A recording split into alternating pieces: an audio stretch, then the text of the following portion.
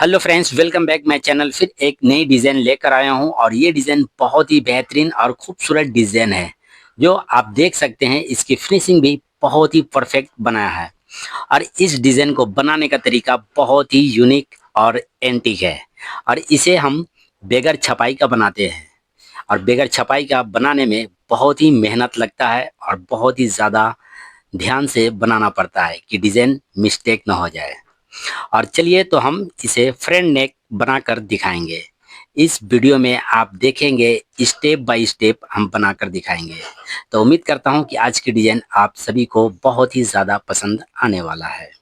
अगर आपको ये डिज़ाइन पसंद आई तो रिजवान एम्ब्रॉयडरी चैनल को सब्सक्राइब करके सपोर्ट करें और वीडियो में एंड तक बने रहें और लाइक कमेंट जरूर करें ताकि ऐसी डिज़ाइन हम हमेशा लाते रहें।